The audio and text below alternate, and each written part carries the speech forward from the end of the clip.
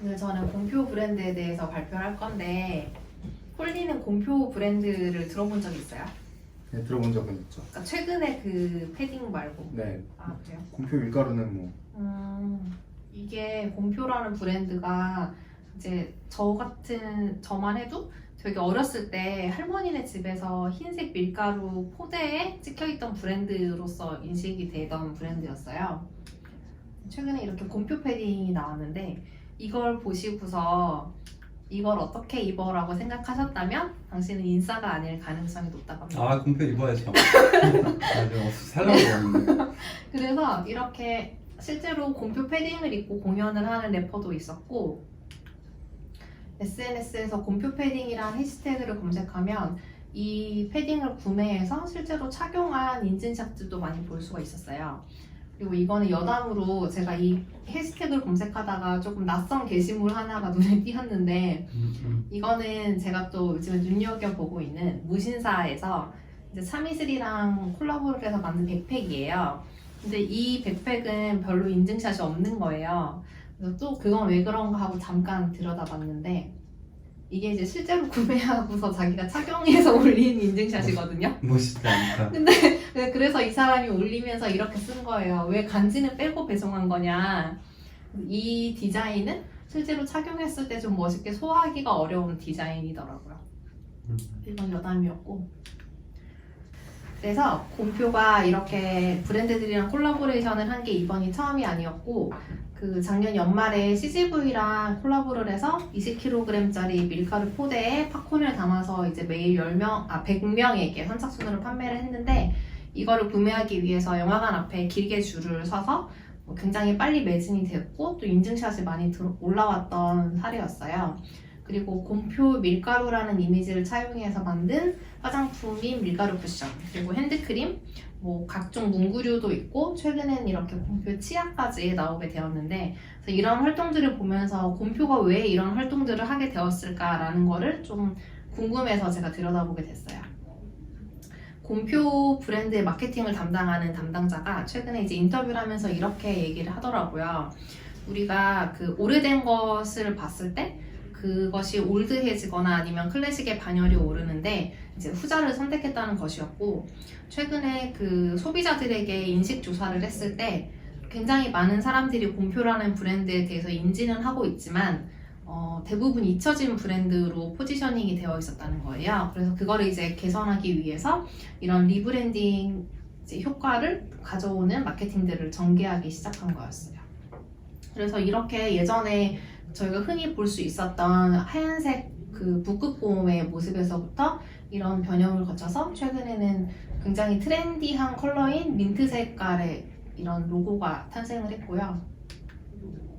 이제 이런 활동들을 보면서 이제 평가를 하기를 Z세대와 밀레니얼을 굉장히 잘 겨냥한 마케팅이라고들 평을 하는데, 저는 사실 Z세대를 겨냥한 부분과 그리고 그 밀레니얼들을 겨냥한 부분은 조금 다른 감성이라고 생각이 들거든요.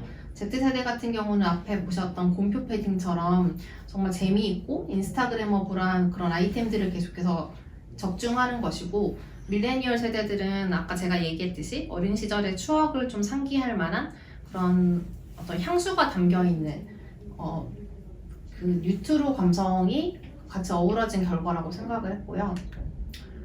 작년에는 이제 곰표 레트로 하우스라는 팝업 스토어를 오프라인에 설치를 했다고 해요. 그래서 여기서 이제 굿즈 같은 걸 판매하기도 했었고, 특시장에서. 네. 올해는 곰표 베이커리 하우스라는 홈페이지를 오픈해서 이제 온라인상으로 여러 가지 확산 활동들을 하고 있었어요.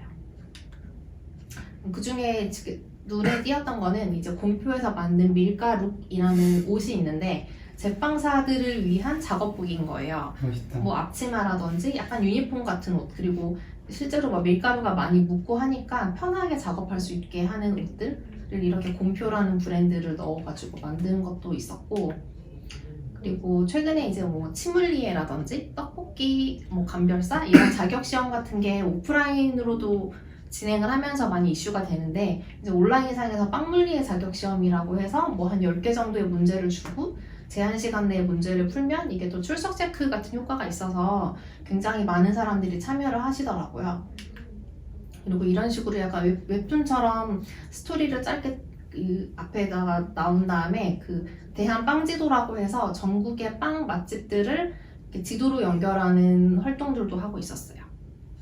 그래서 이러한 여러 가지 활동들을 통해서 이 브랜드가 나아가고자 하는 것은 단순히 그 이슈가 되는 활동뿐만이 아니라 앞으로서 컬처 브랜드로 자리를 잡고 또 이끌어 가려고 하는 노력들이 보이는 사례였고 네, 재미있게 보고 있는 브랜드였습니다. 안 그래도 조금 전에 곰표 얘기를 하고 왔는데 곰표가 왜 저거를 저런 컨셉으로 쓰게 됐는지 비하인드 스토리를 들었는데 혹시 알아요? 계기가 있어야 되잖아. 모든 것들은 갑자기 이미 잊혀져 있는 브랜드에서 갑자기 저런 결정을 하기가 쉽지 않잖아요. 근데 이걸 시작하게 된 배경은 그렇대요. 어떤 의류 브랜드 보세 옷집에서 곰표 곰을 쓴 거야. 무단도용해서. 그래서 옷이 나왔어. 곰표 패딩 전에, 훨씬 전에. 근데 그거를 소송을 보통 대기업은 하는데 소송을 안 하고 그걸 계기로 마련한 거래. 그래서 원래 없던 브랜드 담당자를 뽑게 되고 저걸로 다시 한번 레트로로 리뉴얼을 해보자. 이렇게 해서 여기까지 왔다고 사례가 이제 한경 비즈니스 매거진에 나왔더라고. 그 TF 팀을 꾸려가지고 새로 리브랜딩 하고 있다는 거는 봤었어요. 그래서 저 곰표라는 게 아니고 저 곰을 써서 그냥 보통 그 이런 박스티 같은 거에 막 넣잖아. 그래서 무단도용으로 시작했는데 잘 된 거지. 그러니까 나는 그게 컬처 브랜드랑 일맥상통하다고 보거든요. 같이 사는 거잖아.